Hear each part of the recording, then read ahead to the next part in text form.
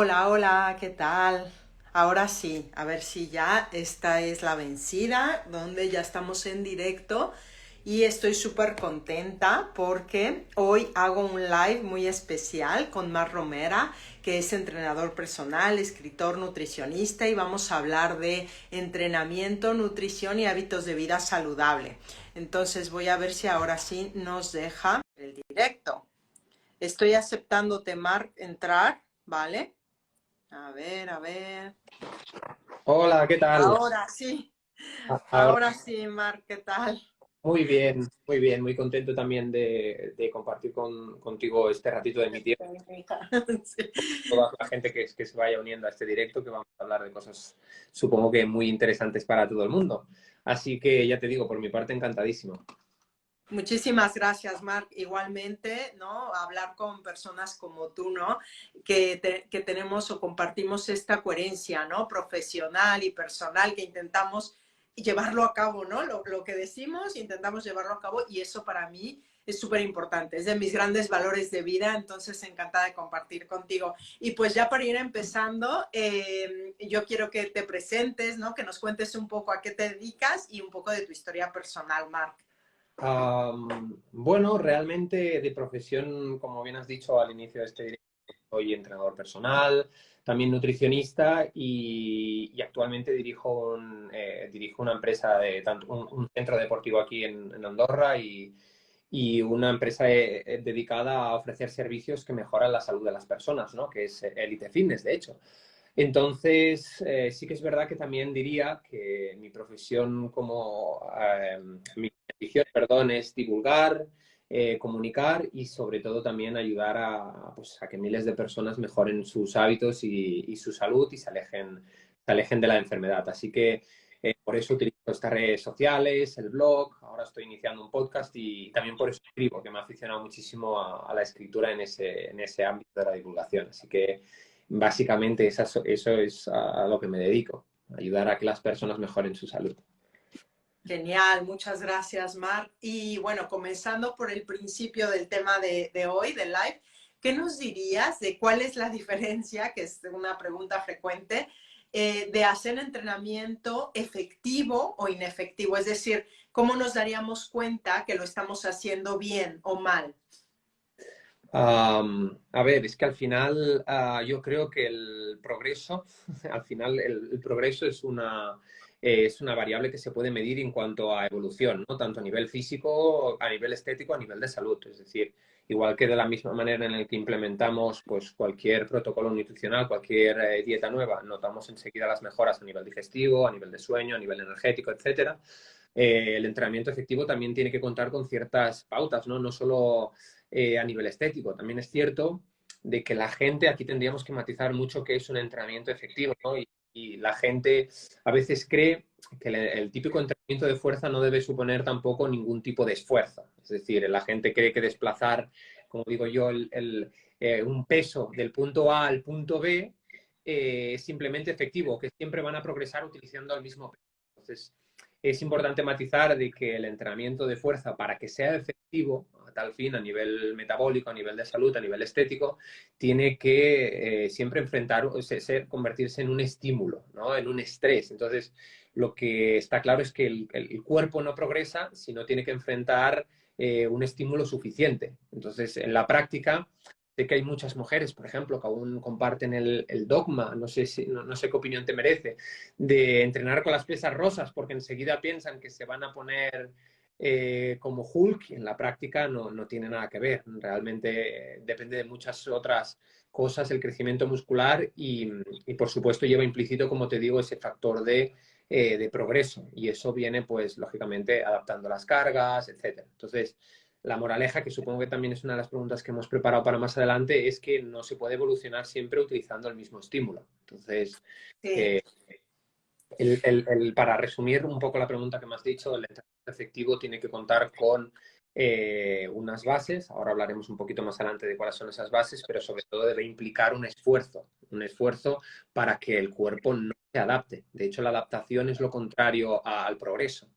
Entonces, desde un punto de vista deportivo, adaptarse está muy bien cuando hacemos movimiento, un patrón de movimiento a diario, nos adaptamos y eso mejora nuestro rendimiento deportivo, pero a nivel estético buscamos precisamente lo contrario, que no se adapte y que constantemente vaya generando horas que sean las que perseguimos en un inicio.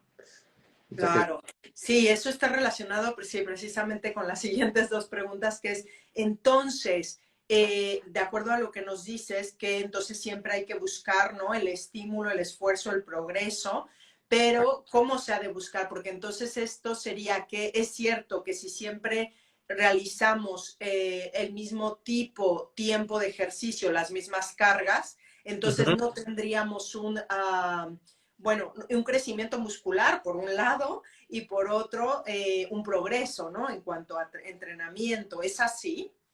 Sí, sí, sí, completamente, completamente cierto lo que dices. De hecho, como te decía, una de las bases es que debe de haber una intensidad, es decir, como bien decíamos, tiene que existir ese esfuerzo, esa sobrecarga progresiva, ¿no?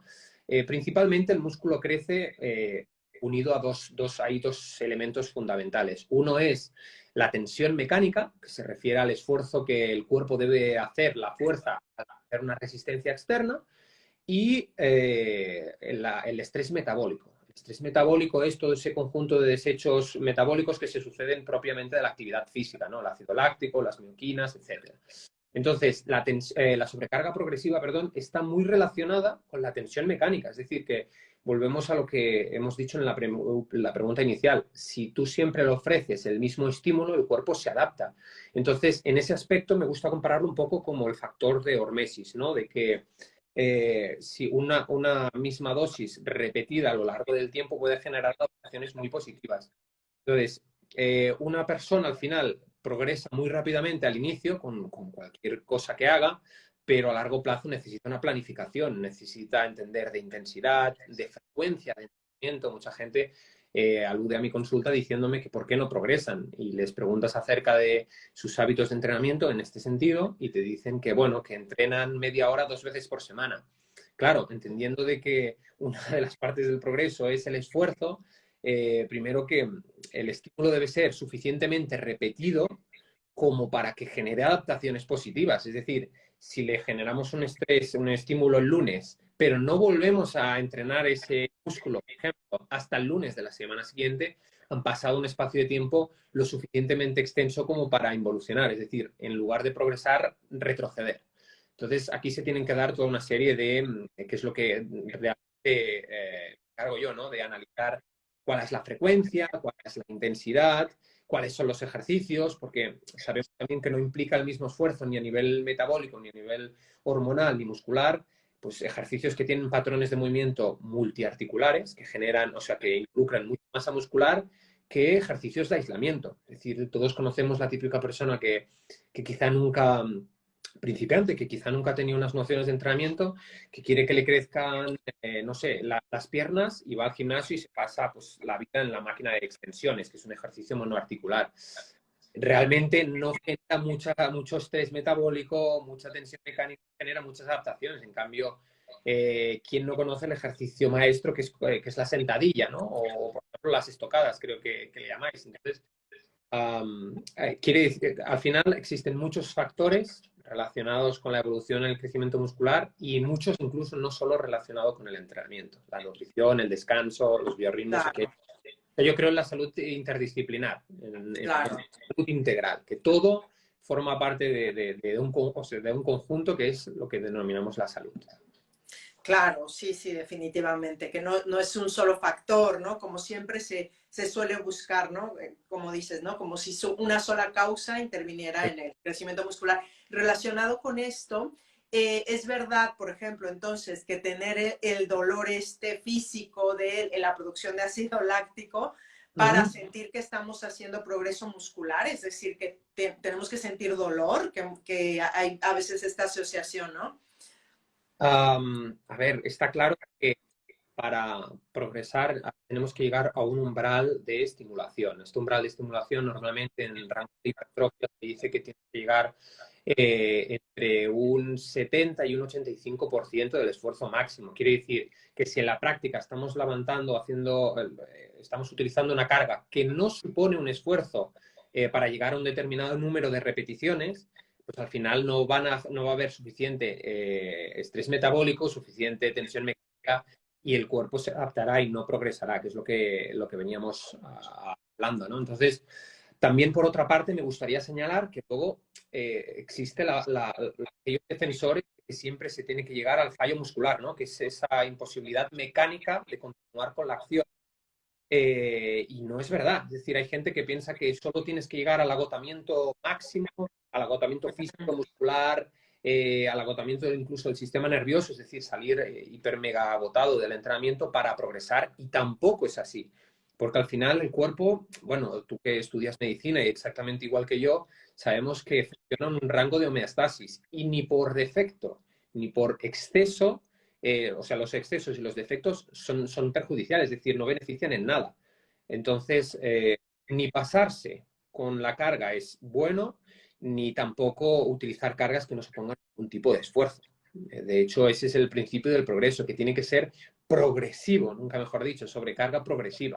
Entonces, si una persona de repente ve este directo y dice, bueno, yo utilizaba pesas de 3 kilos y voy a pasar a pesas de 7, corre el riesgo de lesionarse. Por eso tiene que ser una carga gradual, la técnica tiene que ser prioritaria.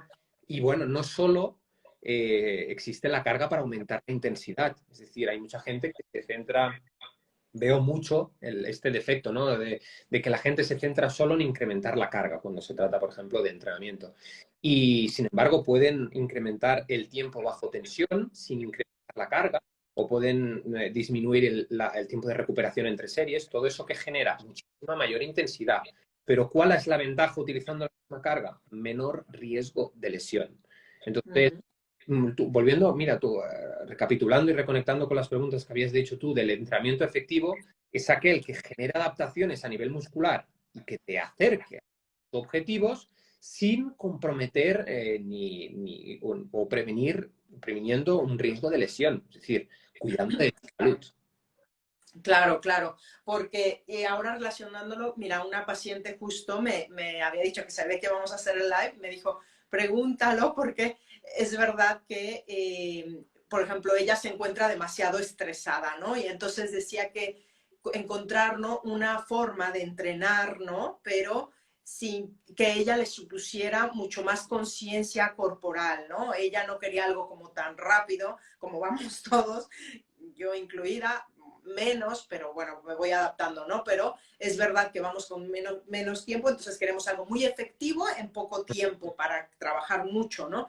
Y entonces ella me decía que lo contrario, ¿no? Quería como más conciencia corporal, pero trabajando, ¿no? Entonces es lo que dices tú, que pensamos que hay una sola forma, ¿no? De entrenar y hay muchas, porque, ¿no? Pilates mismo y otras formas de entrenamiento que son diferentes a hacer pesas, ¿no? O hacer, y que estás entrenando y haciendo un trabajo, un progreso, ¿no? Muscular y entrenando fuerza, ¿no? Por eso yo siempre, en ese sentido, defiendo de que el buen profesional de la salud o el buen entrenador, lo que sea, debe de adaptar las estrategias a las preferencias, a los objetivos de la persona y no al revés.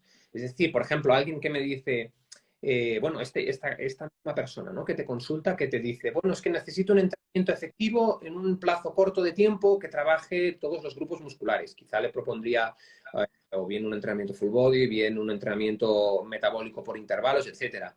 Pero quizás también, si no tenemos en cuenta el contexto del estado de salud, a lo mejor tiene una hernia discal y no le conviene hacer ejercicios de saltos, quizá tiene hipertensión, hipercortisolinemia y no le interesa mucho elevar las pulsaciones porque de lo contrario podría ser más perjudicial que beneficioso. Entonces, por eso digo y coincido contigo en el que no existe un único tipo de entrenamiento y tampoco existe el entrenamiento ideal para cada persona. De hecho, hay muchísimas personas que entrenan de distintas formas en épocas diferentes. En eso que decías, conciencia muscular, no tiene por qué ser una persona vincularse a un entrenamiento. Uno puede hacer entrenamiento de fuerza 3 días por semana, movilidad articular otro día por semana, hipopresivos otro día por semana, que ahora hablando de la conciencia me ha venido también a la cabeza. Creo que volvemos a lo mismo. Podemos beneficiar de múltiples elementos, muchos tipos de entrenamiento para lograr mejorar nuestra salud y también que sea divertido, que no sea el típico entrenamiento de ir al gimnasio. Sí, Entonces, Sí, que muchas personas no les gusta o no se sienten como atraídas, ¿no? A este tipo de... Es verdad. Y bueno, relacionando un poco también lo que decíamos de la salud, ¿no? ¿Nos podrías contar el rol de la insulina en este rendimiento y o crecimiento muscular? Porque yo sé que tienes muchos posts muy importantes, interesantísimos. Bueno, a ver qué nos puedes decir del rol de la insulina. Aquí hay que matizar muy bien al ser humano. Antes de nada, me gustaría contextualizar la respuesta, ¿no? Es que parece que el ser humano le guste demonizar enseguida o satanizar algo, ¿no? Igual que del mismo modo que le gusta pertenecer a un grupo. ¿Por qué digo esto? Porque últimamente, con el auge de estrategias como el ayuno intermitente, la dieta cetogénica, si bien existen los defensores de las grasas, también habían los que los culpaban en los años 70, 80, etcétera. Y parece que hoy en día el carbohidrato, precisamente por su acción en esta hormona, en la insulina, sea el malo de la película o que esta hormona sea perjudicial, cuando hay que entender que es el contexto y el estado de salud de la persona lo que determina si es beneficiosa o no. Entonces, la insulina, por ejemplo, sin ir más lejos, es una hormona que necesitamos, que produce las células beta del páncreas, como sabes, que necesitamos para conseguir ese estado de homeostasis, de equilibrio en la glucemia. Entonces, la gente los diabéticos de tipo 1 que no se diagnosticaban en los años 60 morían. ¿Por qué? Porque justamente niveles elevados de glucosa en sangre resultan tóxicos. Entonces, realmente esta hormona cumple una función vital, ¿no? Que dirige la glucosa al interior de las células.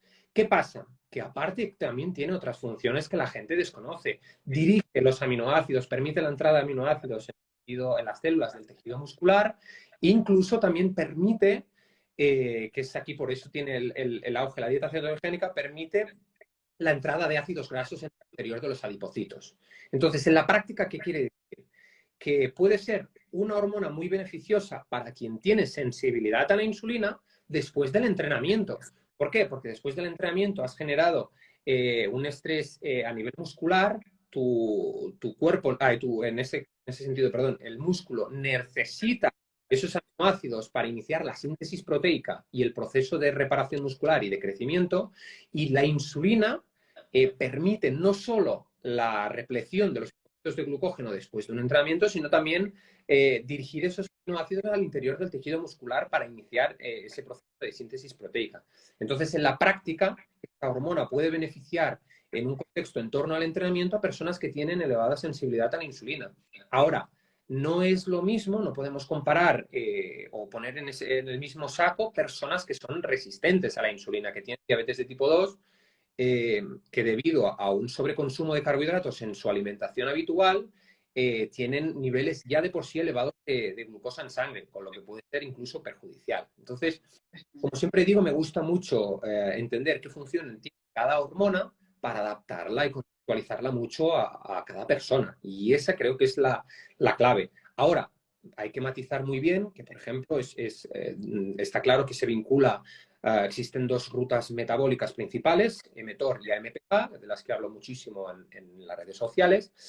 Y mTOR se vincula con el crecimiento, es decir, la insulina es una hormona anabólica, es una hormona que permite el crecimiento. Desde un punto de vista de hipertrofia, de aumento de masa muscular, es muy interesante jugar, por ejemplo, con los carbohidratos en la dieta, con las proteínas, porque no solo los carbohidratos estimulan la insulina, las proteínas también, dependiendo de qué aminoácidos, ¿no? Entonces, es muy interesante de cara al crecimiento. Ahora, quizás no lo es tanto de cara a la salud, porque de hecho, eh, hoy en día se sabe, y esto no es algo que esté inventando, es decir, está muy comprobado por estudios científicos que la verdad se vincula mucho con la ruta metabólica MPK, ¿no? Entonces, el problema del entorno moderno en el que vivimos es que la gente come tan abundantemente carbohidratos unido a una tasa de sedentarismo muy elevada, y eso trae como consecuencia, pues, no solo resistencia a la insulina, sino también que enfermedad, ¿vale? En definitiva, enfermedad. Entonces, matizar eso es súper importante, creo. Claro, sí, sí, sí, yo creo definitivamente, porque si no nos confundimos, como dices, relacionando un solo factor, ¿no? Que a lo mejor insulina o carbohidratos, haciéndolos como todo o nada o malo o bueno, y realmente el contexto sí es muy importante y yo me baso toda mi metodología en esto, ¿no? En conseguir normalidad glucémica, bioquímica, para que aproveches tanto nutrientes como el ejercicio, porque el ejercicio no se va a aprovechar igualmente si estás en hiperglucemia, en resistencia a la insulina, que si no. O sea, tu cuerpo lo va a aprovechar distinto. Por eso es que en diabetes tipo 1 solemos ver que si hay una insuficiencia de insulina, te lleva a hiperglucemia y luego dices, ay, ¿por qué? Porque no es tan sencillo. Hay que gestionar bien la insulina exógena y es un poco rollo. Por eso me parece, ahora vamos a la siguiente pregunta, que en diabetes tipo 1, incluso en tipo 2, los dos tipos de ejercicio o los que tú me digas, o sea, me refiero a que todo tipo de ejercicio, no solo muscular, centrándonos en que es muy importante, es beneficioso, ¿no? Sino que tiene que ser muy integral, ¿no? Y porque es beneficioso los dos tipos de ejercicio por esto mismo, ¿no? Porque, bueno, y ahí va la siguiente pregunta, que en personas con resistencia a la insulina o deficiencia en producción de insulina, ya sea tipo 2 o tipo 1, ¿qué observamos, ¿no? De diferencias en cuanto a ganancia muscular o dificultades de esto, ¿no? Que bueno, Claro. yo ahí también te puedo complementar un poco. Sí. Claro, partiendo de la base de lo que hablábamos antes, ¿no? De que la hormona es una de las principales, la insulina es una de las principales hormonas metabólicas. Está claro que personas de diabéticas de tipo 1, donde existe esa insuficiencia en la producción de esta hormona, tendrán mayor dificultad a la hora de ganar masa muscular. ¿Por qué? Precisamente, pues hablábamos antes, ¿no? Y también, primero, porque hay que controlar las glucemias, lo que decíamos, pero segundo, porque al verse limitada la producción de insulina, también se ve, o sea, ahora hablaremos un poquito más adelante de rutas energéticas, etcétera, pero la ausencia de insulina, de hecho, que es lo que promueve estrategias como el ayuno intermitente o la dieta cetogénica, lo que hacen es favorecer un estado en el que se movilizan mayor cantidad de triglicéridos, de tejido adiposo como energía, y estados de hiperglucemia que se tienen que controlar si quieres lograr un equilibrio metabólico y que no se perjudique la salud del cliente. Tú de eso sabes también por consultas, ¿no? Pero los diabéticos de tipo 1 en ese aspecto tienen una mayor dificultad. No quiere decir que, por supuesto, no puedan progresar, no puedan tener hipertrofia, pero es más preciso controlar la producción de esta hormona, ¿no? En este caso de administración exógena. En cambio, los diabéticos de tipo 2 no necesitan tanto esta hormona porque al ser resistentes, de hecho, el ejercicio físico en ese aspecto les ayudaría a mejorar la sensibilidad a la insulina. ¿Por qué? Porque cuando hacemos ejercicio, principalmente en determinadas condiciones, en personas resistentes a la insulina, donde tienen niveles glucémicos demasiado elevados, en ayunas o incluso entre comidas, postprandial, etcétera, lo que hace el ejercicio físico, la actividad física, es demandar el tejido muscular esa glucosa y por lo tanto permite vaciar las reservas de glucógeno y mejorar el ratio glucagón-insulina, que en definitiva acabas mejorando los receptores periféricos de la insulina, etcétera. Entonces, ¿es importante en ambos casos la insulina? Sí. Lo que es importante es la gestión de la misma. Entender que en el diabético de tipo 2 hay que controlar, pero o sea, los carbohidratos en ese aspecto de la dieta para minimizar la acción de esta hormona, y en diabéticos de tipo 1 para normalizar la glucemia y ayudarles en un contexto de hipertrofia pues, a aumentar masa muscular. Entonces, vemos que justamente son dos ejemplos claros de extremos opuestos que requieren de una correcta gestión para lograr un equilibrio metabólico, hormonal y, por supuesto, en el aumento de masa muscular. Vaya.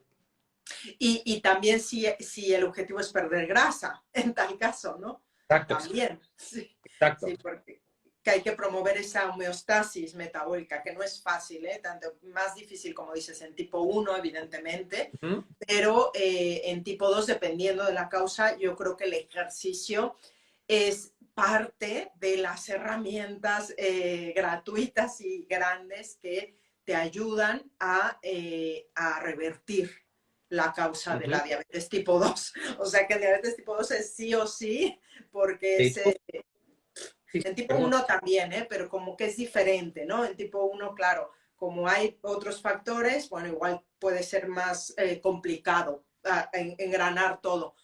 Es parte también, porque si no, entonces la insulina que estás poniendo no va a funcionar bien sin ejercicio, pero en tipo 2 es como parte fundamental, ¿no? Que revierte. Pero también para la grasa, ¿no, Marc? Es decir, para disminuir grasa corporal también, ¿no? Exacto. lo que iba a puntualizar ahora, ¿no? De hecho, al conocer las acciones de esta hormona, sabemos que a lo mejor en ese sentido, de hecho, diabéticos de tipo 1 normalmente suelen ser personas con bajo porcentaje graso, por lo que decíamos, ¿no? Porque no utilizan esta hormona y sin la acción de la insulina no se pueden, o se limita muchísimo, desde luego, el almacenamiento de ácidos grasos en el tejido adiposo. Entonces, hay que entender exactamente en qué contexto la utilizamos. Después de, en torno al entrenamiento, nos puede beneficiar para repletar las reservas de glucógeno y favorecer la síntesis proteica e iniciar los procesos de reparación, pero constantemente elevándola en personas diabéticas de tipo 2, que ya de por sí suelen tener, de hecho, el 100% suelen tener sobrepeso, tenemos que hacer primero, el enfoque más coherente es reducir no solo la acción de la insulina, sino también el peso, que ambas son sinérgicas, es decir, al reducir la acción de la insulina a través de estrategias como lo que hemos dicho, el ayuno intermitente, dieta cetogénica, lo que promueven, o dietas low carbs, en definitiva, como la paleo, que lo que promueven es minimizar la acción de esta hormona, también favorece la oxidación, el aumento de la oxidación de los ácidos grasos como energía. Y esto es la parte más interesante, vaya. Totalmente, sí, sí, sí. Y para las personas que quieren perder grasa, ¿no? Grasa corporal, que es como la pregunta de oro que suelen repetir, ¿cuál sería un entrenamiento ideal o recomendado para activar esta pérdida de grasa, ¿no? Y por lo tanto, evidentemente, el crecimiento muscular, ¿no? Que va a la par, yo entiendo esto, ¿no? Porque a veces vemos como un solo factor directo y todo, creo, me parece que sucede a la vez, ¿no? Esta es una pregunta súper interesante. Me encanta hablar de fisiología, sobre todo de rutas metabólicas y energéticas, en este caso. Y es bueno entender una cosa, que para que se oxidemos grasa, porque el término fisiológico correcto es oxidar, no quemar, para que oxidemos grasa, se tienen que dar tres cosas, ¿no? La movilización, el transporte y la oxidación. Entonces, debemos entender, tener bien claro cómo se suceden esas tres etapas de la oxidación de ácidos grasos para saber cómo funciona. Entonces, el primer mito, que tenemos que entrenar a elevada intensidad o matarnos muchos para oxidar grasa. No. Existen dos requisitos fundamentales, y esto es súper importante que la gente lo entienda, para oxidar grasa. Lo primero es que la insulina, hablando de esta hormona anteriormente, tiene que estar en niveles mínimos, precisamente por lo que hemos hablado, porque la insulina prioriza, se encarga de la homeostasis glucémica, pero también del almacenamiento de los ácidos grasos en el tejido adiposo. Sin insulina se ve que se promueve la ruta metabólico contraria, es decir, en lugar de la glucólisis se promueve la beta-oxidación de ácidos grasos, la oxidación de grasas, que es lo que nos interesa. Entonces, ese es el primer requisito. Glucógeno vacío, insulina baja, y el segundo requisito, tiene que existir ineludiblemente presencia de oxígeno. Por eso todos hemos escuchado alguna vez aquello del cardio en ayunas, ¿no? De caminar, de que no puede ser muy agotador. Pero aquí viene un matiz importante, y esto sí que me gustaría entrar un poquito más en tecnicismo. Pero, ¿por qué tecnicismos? Para que la gente lo entienda. Todos tenemos en nuestras células adiposas una enzima que se llama lipasa sensible a hormonas, que se activa precisamente a través de ciertas hormonas, como puede ser la noradrenalina, la adrenalina, la hormona tiroidea, la hormona de crecimiento incluso, que tienen acciones sobre esta enzima. Y lo que hace esta enzima es degradar los triglicéridos, hidrolizar, extinguir los triglicéridos para la obtención de ácidos grasos. Entonces, de manera muy sencilla para que la gente que vea este directo lo pueda entender. Las grasas se almacenan en el tejido adiposo, las grasas de la dieta se almacenan en el tejido adiposo en forma de triglicéridos. Triglicéridos son una molécula de glicerol unida a tres ácidos grasos. Entonces, se almacena en el tejido adiposo. Cuando activamos esa lipasa, esa enzima que acabamos de comentar, lo que hace esa enzima es degradar el enlace que une esa molécula de glicerol y esos tres ácidos grasos para liberarlos a la sangre. Entonces, ese es el primer paso, la movilización. Luego, cuando está en la sangre, en presencia de oxígeno, esos ácidos grasos se unen a una molécula transportadora, una proteína que se llama la albumina, por ejemplo, y se dirige ¿hacia dónde? Hacia los órganos o los músculos que vayan a utilizar las grasas como fuente energética. Entonces, una vez allí, el proceso de oxidación sucede por los ácidos grasos para entrar en el interior de la célula, concretamente en la mitocondria, para oxidarse, necesitan otro transportador que es la L-carnitina, ¿no? La carnitina que todos hemos oído hablar, ¿no? Por eso la carnitina favorece la oxidación de ácidos grasos. Bueno, entonces ya sabemos, la lipasa sensible a hormonas degrada los triglicéridos, los convierte en ácidos grasos y los ácidos grasos se transportan hacia en las células de los tejidos que van a utilizarlas como energía. Hasta ahí bien. Ahora, esto es muy importante explicar ese proceso porque si nosotros solo movilizamos las grasas y no las llegamos a oxidar, esas grasas se vuelven a sintetizar en forma de triglicéridos y se vuelven a almacenar. Entonces, la pregunta más interesante, lo que me decías, ¿cuál es el entrenamiento más efectivo para la pérdida de grasa? Pues uno que combine las hormonas que activan esa enzima y otro que combine el transporte, que facilite el transporte. Entonces, a la hora de diseñar ese entrenamiento, en la práctica, que lo dije hace unos días en un post, diría un entrenamiento muy intenso, por ejemplo, un entrenamiento HIIT de elevada intensidad y cortos periodos de descanso, como puede ser un sprint, como pueden ser unas series en la cinta, como puede ser saltar a la comba, por ejemplo, más lejos, o como puede ser directamente hacer 5 series de 20 burpees que consigan una hiperactivación del sistema nervioso y, por tanto, una elevación de las hormonas que activan esa enzima, que son noradrenalina, la adrenalina y, en general, cualquier glucocorticoide. Entonces, durante el ejercicio intenso se genera esa adaptación, esa primera fase. Hasta ahí todo bien. Entonces la gente pregunta, bueno, Marc, pero antes has dicho que necesitamos oxígeno para quemar las grasas, todos los deportes intensos, los sprints, las series, todo eso es anaeróbico, no tiene presencia de oxígeno. Entonces, ¿cómo se oxida? Bueno, es que la parte interesante es que la primera parte de esa oxidación se sucede con estas hormonas al derivarse de un entreno o de un ejercicio físico intenso, pero la segunda parte, y esta es la interesante, tiene que haber oxígeno. Entonces, en la práctica, ¿qué podría ser lo más intenso, no? Que tú me dices, mira, Marc, dame un consejo para oxidar grasa. Bueno, lo primero te diría, hagamos ni que sea un espacio de tiempo dedicado al entrenamiento intenso. Esto puede ser, por ejemplo, un entrenamiento de fuerza, uno de CrossFit, uno de el que sea que suponga una elevada intensidad, y luego una caminata continua, por ejemplo, a un paso ligero, pero que se pueda de 1 hora. ¿Por qué? Porque con esa combinación, esa sinergia de entrenamientos o de tipo de actividad física, conseguimos la activación del sistema nervioso, la activación de estas hormonas que se vinculan con la activación de la lipasa que permite la degradación de triglicéridos y el transporte y la oxidación de las grasas. Entonces, por eso vemos que, entendiendo, basándonos en la fisiología humana, nada es blanco-negro. O sea, uno no puede decir, bueno, es que para quemar grasa a lo mejor es el cardio continuo. No, que un exceso de cardio continuo eleva el cortisol.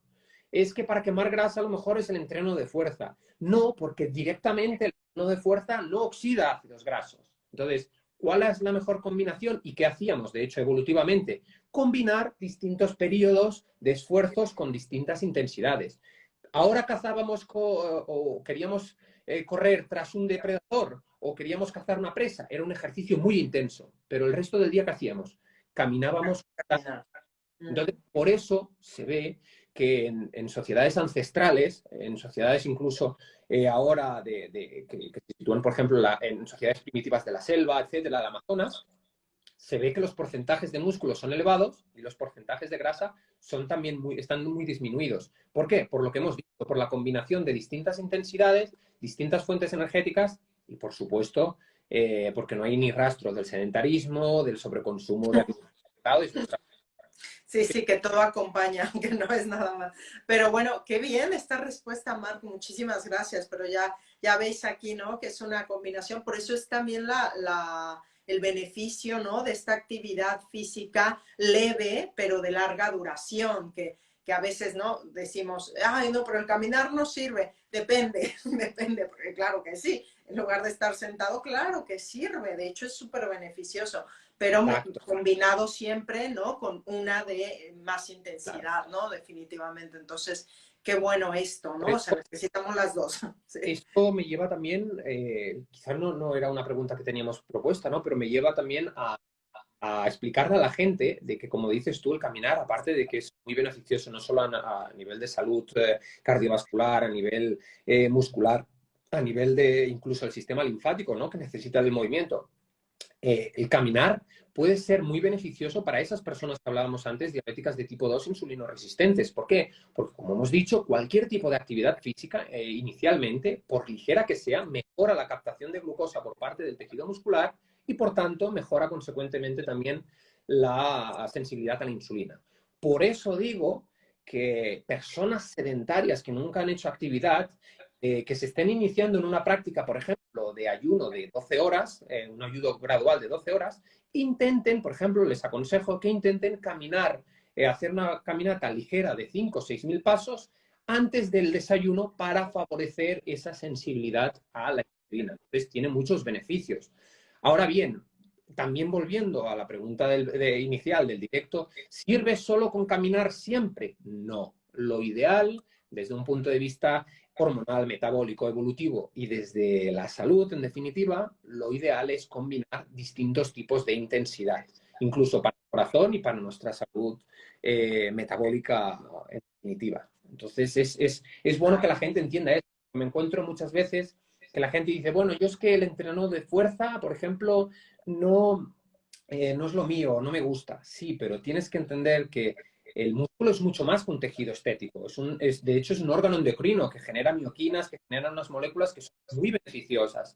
Entonces, el músculo se vincula con la longevidad. Más masa muscular se ha demostrado en estudios, de hecho, el que quiera se lo puedo pasar al final de este directo, se ha demostrado que mejora, por supuesto, la sensibilidad a la insulina, previene la diabetes, previene la obesidad, mejora incluso lo que decíamos, ¿no? Se asocia a la longevidad, pero en pacientes de cáncer incluso mejora la probabilidad de sobrevivir. Entonces, tiene muchísimos más beneficios que no solo la parte estética que todo el mundo se centra. El músculo es salud y eso tiene que quedar muy, muy claro.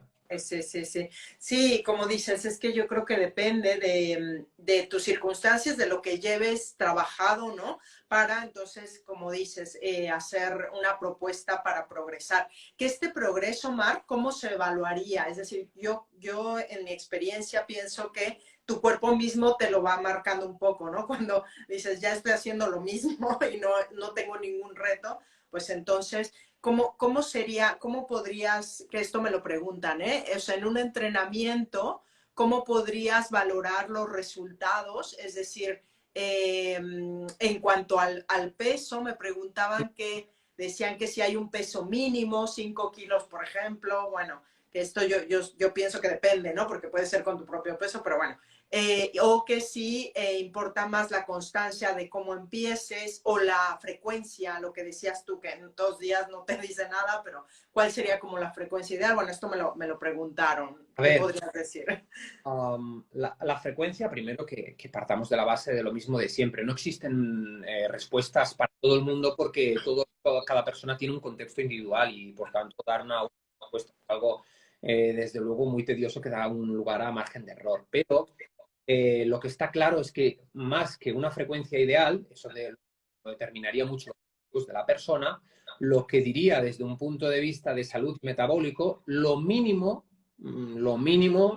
diría que como poco serían entre 2 y 3 veces por semana. Es decir, una persona que realiza actividad física una vez por semana a todos los efectos resultaría ineficiente.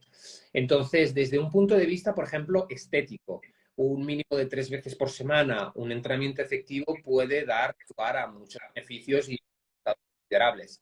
Inicialmente, volvemos a repasar lo que hemos hablado en este directo, es decir, siempre deberá existir una sobrecarga, un estímulo constante que obliga al cuerpo a fortalecerse y a adaptarse. Es decir, de hecho, la adaptación, como hemos dicho antes, recapitulando, es sinónimo del no progreso, ¿no? Entonces, ¿hasta cuándo? Y es por salud, por ejemplo, una persona que entrene 3 veces por semana, que no tenga un objetivo deportivo definido, un objetivo estético, 3 veces por semana con las mismas cargas puede resultar eficiente. Ahora, insisto, ¿no? Depende del porcentaje de grasa que quiera llegar una persona, del porcentaje de músculo, etcétera. Entonces, si tú me preguntas cómo evalúo yo en mis clientes el progreso, ¿no? Hablamos solo de la parte estética. Me gusta mucho utilizar la bioimpedancia, es decir, corrientes eléctricas que evalúan mensualmente la cantidad de masa muscular que tiene una persona, la cantidad de grasa, la cantidad de ácido, los minerales y ver segmentalmente, es decir, por secciones, dónde existen los progresos de la persona y dónde se dan para evaluarlo de manera mucho más objetiva que no solo por el peso de la parte báscula. Porque Claro. es un factor que desde mi punto de vista como profesional de la salud no es determinante en absoluto. Personas que tienen el IMC, por ejemplo, elevado, son personas que tienen una gran cantidad de muscular y un porcentaje bajo de grasa. Entonces, el IMC en ese aspecto, por ejemplo, es un factor, un elemento que no resulta para nada, nada coherente, ¿no? Esto. Y luego el peso, que mucha gente evalúa siempre, o sea, tiene ese... Esto es un error muy profundo que hay que matizar, que matizar muy bien. La gente piensa que el peso es el único sinónimo de progreso y en realidad nada que ver. Uno puede perfectamente perder peso y que ese peso sea principalmente de músculo si está en una situación de estrés y eso no resulta favorable desde el punto de vista de la salud, o incluso puede ganar peso y bajar la talla de pantalón. Y me dice la gente, ¿cómo se explica eso? Bueno, está claro que el músculo pesa más que la grasa, pero la grasa ocupa un mayor volumen. Entonces, ¿se puede en la práctica subir de peso y mejorar y reducir el porcentaje de grasa? Por supuesto que sí. De hecho, más masa muscular, que esto es una de las cosas que la gente no conoce, ¿no? Más masa muscular implica un mayor gasto, un mayor consumo energético en estado de reposo. Entonces, esto es un beneficio muy a tener en cuenta para las personas sedentarias, las personas incluso que quieran perder peso. Y luego, en contrapartida, existe el polo opuesto, ¿no? Si reducimos mucho, ya te digo, por ejemplo, en personas, pongamos personas que tienen trastornos de conducta con la alimentación, como es la anorexia. Al dejar de comer, lo primero que se deshace el músculo, está claro que al principio pierdes grasa y peso, pero pierdes muchísima masa muscular. Uh Y a -huh. largo plazo, ¿qué sucede? O con las dietas hipocalóricas restrictivas mal gestionadas, ¿qué sucede? Que perdemos, llega un umbral en el que se pierde tanta masa muscular que el cuerpo pone un freno, entendiendo de peligro, eleva ciertas hormonas contrarreguladoras, como puede ser, por ejemplo, el cortisol, y una persona, aun comiendo muy poco, puede ganar peso y puede ganar grasa, porque además una de las características de la hipercortisolinemia es que gana grasa en la zona central. Uh Entonces, -huh. ¿qué quiere decir? Que el peso no es un factor. Eso es que está claro. Sí, sí, qué bueno que lo has mencionado. Sí, sí, yo recapitulo. Sí que realmente la báscula, solamente tomando en cuenta el peso, es ya obsoleto, digámoslo, porque casi está mejor medirte la cintura. Exacto. Casi es mucho mejor porque habla de resistencia a la insulina, de tu índice de salud, ¿no? Que el peso total, que no nos dice mucho y que las mujeres podemos tener progesterona elevada en los días premenstruales y tener mayor volumen sanguíneo y pesar más. Y no indica, no es nada, es decir, De hecho, es cambio metabólico, en fin. Entonces, sí, totalmente de acuerdo igual que esto. la dieta, la gente que viene en dieta cetogénica, que está tan obsesionada con el peso, al hacer cualquier tipo de recarga, que por ejemplo Refit tiene sus beneficios, ¿no? A nivel de leptina, tiroides, etcétera, ¿no? Pero cuando hacen una recarga de carbohidratos o alguien come carbohidratos, si enseguida es una persona obsesionada con el peso, lo que va a ver es que va a aumentar de peso. ¿Pero por qué? Eso tiene una explicación fisiológica. Es decir, nadie aumenta un kilo de un día para el otro en una comida. Por mucho que la gente diga, es que un kilo y medio de la noche anterior y he engordado. No, eso tiene mucho que ver con el glucógeno y la cantidad de sodio que tenía esa comida. ¿Por qué? Porque cada gramo de glucosa se almacena en forma de glucógeno junto con 3,7 gramos de agua. Entonces, en la práctica es lo mismo que cuando Sí, la sí, gente sí, sí, hace es verdad. Uh y -huh. dice que ha perdido de repente el primer mes 4 kilos. Probablemente mucho sea de agua. ¿Por qué?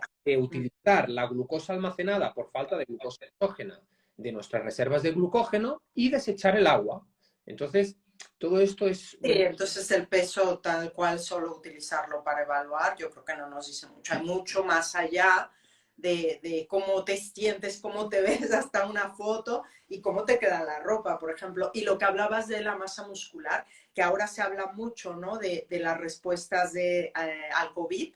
Y tiene que ver con el porcentaje de músculo. Esto se me hace increíble los estudios que están saliendo sobre esto, porque entonces, ¿qué quiere decir? Que hay que invertir en masa muscular por muchas razones, por cómo vas a responder a tu salud, ¿no? Y es lo que hablábamos, ¿no? Que lo que dices tú en reposo, ya estás actuando diferente cuando tienes más músculo que cuando no lo tienes. Entonces, eso es ya salud de por sí. Vale. Y también te quería preguntar, Marc, me preguntan que cuál es el deporte para acostumbrar a los niños pequeños, por ejemplo, niños de 5 8 años, a hacer masa muscular. O sea, que qué deporte aquí recomendarías para niños.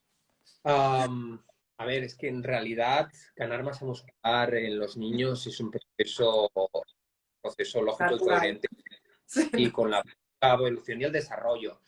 De todas formas, creo que somos más que los niños tener una actividad física concreta. Yo creo que debemos ser nosotros los adultos los que copiemos mucho de los movimientos, los patrones de movimiento que utilizan los niños. Es decir, mira, hace días leía algo tan básico como sentarnos en el suelo sin utilizar las manos. Es un test, ¿no? De a saber cómo de funcional es nuestro cuerpo y cómo es nuestro grado de salud.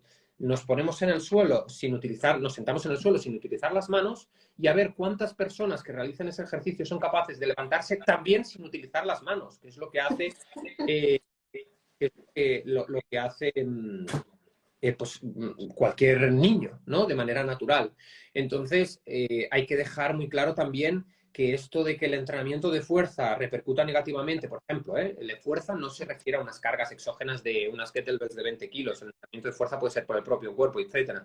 Pero cualquier tipo de resistencia que pueda enfrentar un niño en cualquier actividad deportiva no le resulta contraproducente, muy por el contrario, le resulta muy positivo. De hecho, ya te digo, en un contexto evolutivo los niños hacían exactamente las mismas actividades juntos y estaban mucho más preparados a nivel de enfrentar las circunstancias y del entorno que los que están ahora. Lo que está claro, lo que hay que promover sobre todas las cosas es que el sedentarismo conduce a la enfermedad a cualquier edad y el movimiento es salud. Esa es la parte que debe Sí, quedar clarísima, sí, sí. vaya. Esa es la recomendación a toda edad. Yo, Sí, además, los niños son una fuente de experimentación, de creatividad, de imaginación, hacen múltiples actividades y de hecho es eso lo que hay que premiar. Se caen, están en contacto con la naturaleza, testean el entorno con las manos, ya. Entonces, ¿qué quiere decir? Que cualquier tipo de actividad física es lo correcto, ¿no? Lo que está claro que va en contra de nuestra biología, de nuestra evolución, de lo que hemos hecho siempre, es el sedentarismo, es la inactividad, es quedarnos con las tablets hoy hasta altas horas de esto y luego sí. ver que no, cómo nos, o sea, ver la asombrosa cifra de por qué hay más personas con sobrepeso en el mundo que desnutridas. Entonces algo nos está indicando de que el camino no estamos yendo en el camino correcto. Es lo Sí, sí, mismo, sí. esto es una matización súper que genera mucha polémica, mucha controversia. No sé qué estaba en el directo, pero te la voy a hacer también esta pregunta. Hay muchos que en determinados momentos del día tienen hambre y veo que hay muchos padres con aquello de que tienes que comer, si no te acabas la comida, te castigo, etcétera. Cuando esa práctica llevada, o sea, a lo largo de los años, conduce a muchos problemas, por ejemplo, digestivos, muchos problemas hormonales. Es decir, el cuerpo, en nuestra biología, es el mejor indicativo de lo que tenemos que hacer a cada momento. Y si tenemos hambre real, no hedónica, es porque existe una necesidad detrás. Entonces, hay muchos niños que parece que hoy en día, si no comen en un momento o desayunan y no tienen hambre, por su biotipo, por su tipo el tipo de sustrato energético que utilizan, parece que los padres se tiran la cabeza. Es que mi hijo no come, es que le premio con un postre. O sea, estamos generando conductas desde chicos que al final, a largo plazo, resultan muy perjudiciales y esos Sí, chicos sí, total. son sedentarios, comen postres y comen cada 3 horas bollería industrial, acaban en tu consulta y en la mía con un problema Total.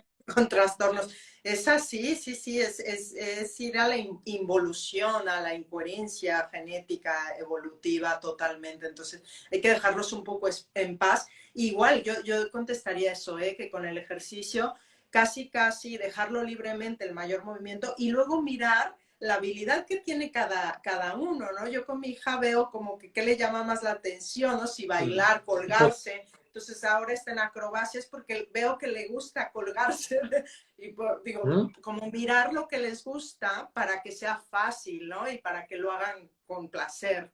Pero luego es que el movimiento que sea todo el que se pueda, es que no hay más, porque es lo que digo, vamos al contrario del sedentarismo, ya está, o sea, esa es como la regla, ¿no? Luego Exacto. ya es libre.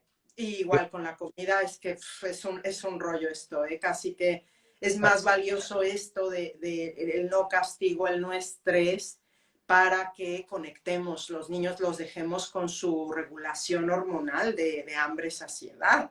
Es que es Eh, eso, porque ellos tienen esta coherencia, lo que pasa es que no los dejamos en paz, pero la tienen, mejor que casi todos los adultos que conozco. Es que, Es que de hecho, para mí, si me dijeras, de hecho, es uno de los pilares imprescindibles de la salud, porque la gente dice actividad física entendiéndolo como el entrenamiento de fuerza. No, no, es que uno de los pilares fundamentales de la salud es el movimiento. El movimiento es un hábito inherente en el ser humano desde el origen de los tiempos. Entonces, justamente nos extrañamos y al final, como digo yo, la enfermedad es la consecuencia lógica de luchar contra los hábitos que han arraigado, que han forjado nuestra biología, ¿no? Entonces, antes nos movíamos, ahora nos caracteriza el sedentarismo. Antes nos íbamos a dormir en ausencia de luz, o la única luz que- a la que nos exponíamos era la del fuego natural, y ahora nos trasnochamos cada noche viendo nuestra serie favorita en Netflix. Antes realizábamos ejercicios, como hemos visto a lo largo de este directo, de distinta intensidad. Ahora parece que todo lo que nos suponga un esfuerzo y nos saque de esa comodidad diaria en todos los ámbitos, pues genere un esfuerzo que no contemplamos, ¿no?, en nuestra rutina de hábitos. Entonces, de alguna manera, eso unido a que comemos constantemente, comemos comida ultraprocesada, alimentos que de hecho hay una estadística que el 80% de los productos que están en el supermercado hoy en día no existían en la naturaleza hace 10.000 años, ni 5.000. Entonces, ¿cómo no nos vamos a enfermar? ¿Cómo no vamos a engordar? Al final la enfermedad es la consecuencia lógica de atentar contra nuestra biología. Y la totalmente. solución pasa por recuperar los hábitos que han forjado esa biología, el contacto con la naturaleza, el contacto social, me encanta hablar del contacto social, el diálogo interno, es decir, la salud emocional, lo que nos decimos a nosotros mismos, todo eso es importante, el cortisol, la gestión de las emociones, del estrés, el ejercicio, el movimiento, la exposición a estímulos como el sol, el frío, el calor.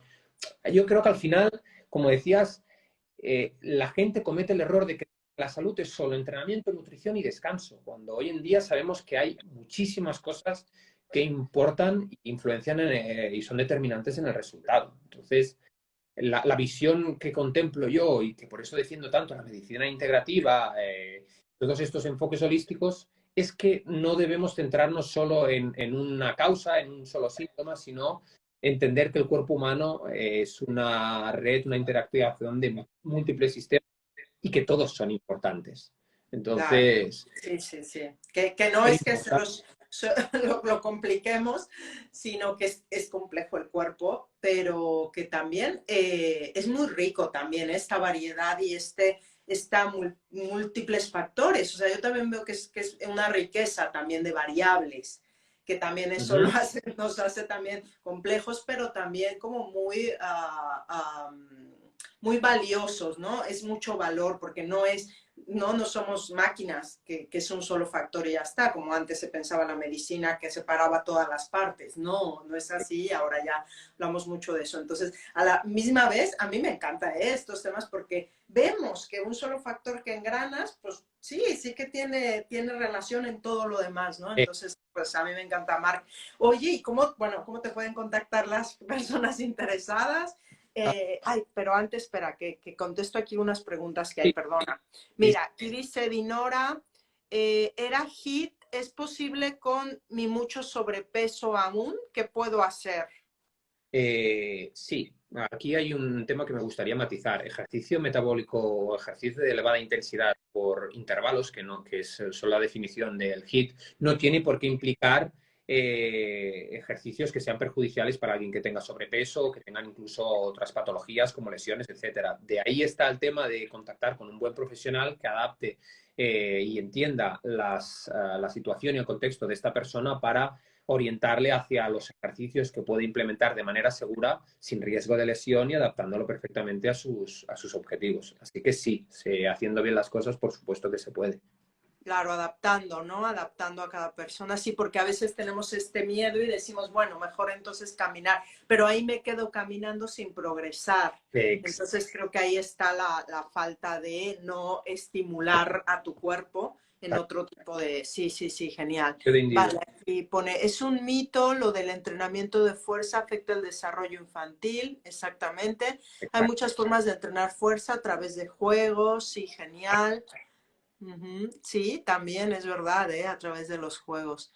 Vale, ¿qué más hay por aquí? Bueno, creo que es que ya se quedaron atrás. Pues sí, si nos quieres decir algo de tu libro, de, bueno, lo que quieras, Marc.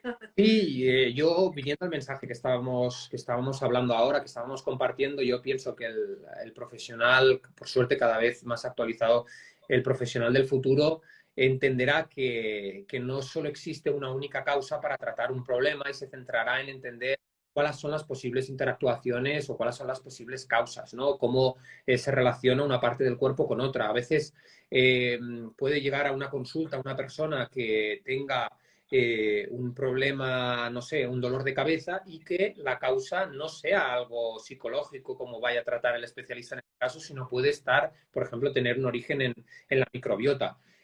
Por poner un ejemplo, no sé, el primero que me viene a la cabeza, en nuestro sistema inmune está un 80% de las células inmunológicas habitan en el intestino delgado.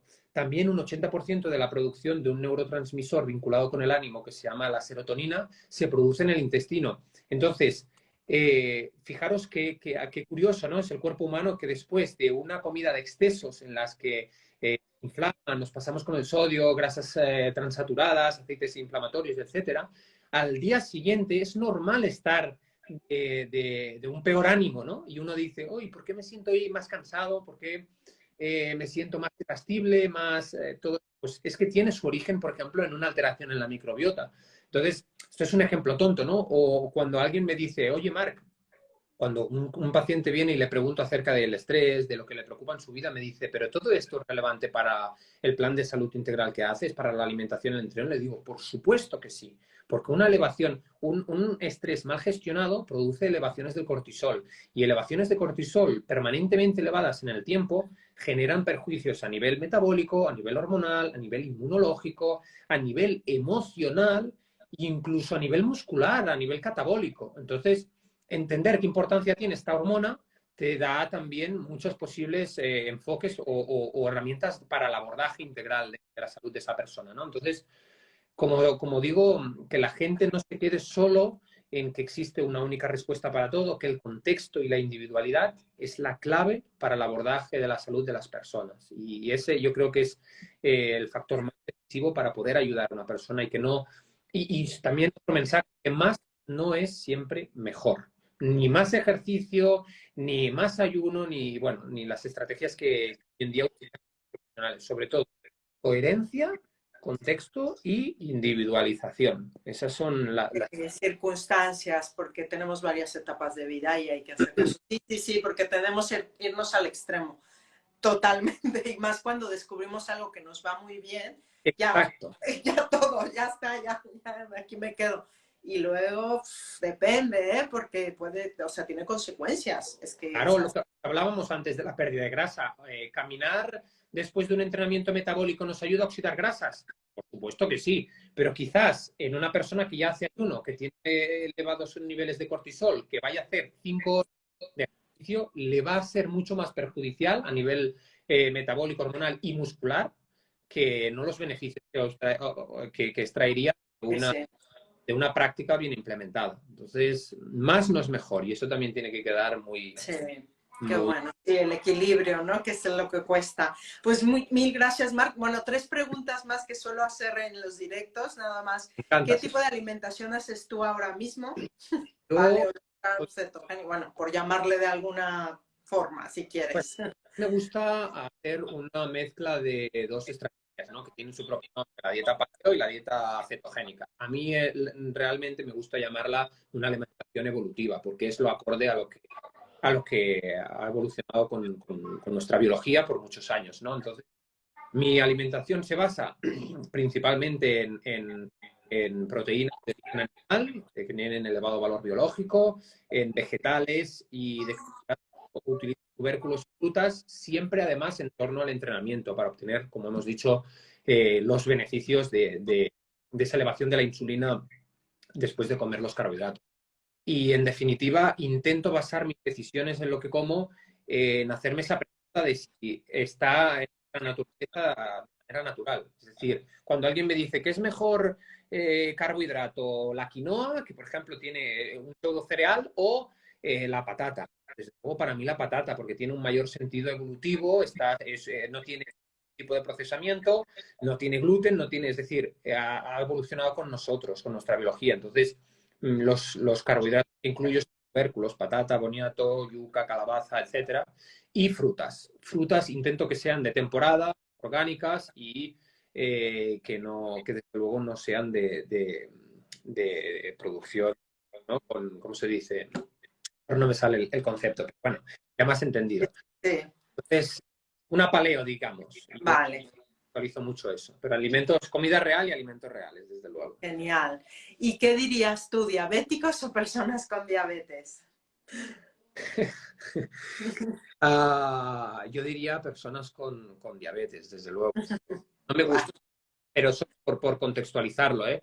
Porque no me gustan las etiquetas. Las etiquetas es como poner, tendemos todo a clasificarlos, ¿no? La obesidad, el sobrepeso y de hecho una persona puede tener muchas patologías, muchas afecciones e incluso revertir muchas de ellas. Entonces, veo también que hay mucha gente que se regocija en su patología. Yo es que tengo el trastorno de no sé qué. Ujú. A mí no me gusta clasificar a la gente, me gusta entender el problema y solucionar. Entonces, por eso es una pequeña diferenciación, pero ese matiz me gusta. Sí, sí, sí, totalmente de acuerdo, gracias. ¿Y sabes cuál fue tu valor o tu valor actual de hemoglobina glicada, hemoglobina glicosilada? Aún no sé, Marc. La última analítica que me hice hace unos meses, no te quiero engañar, pero creo que estaba en 4,9, algo así, muy, muy, muy, muy Muy bien. bien, Sí, muy bien.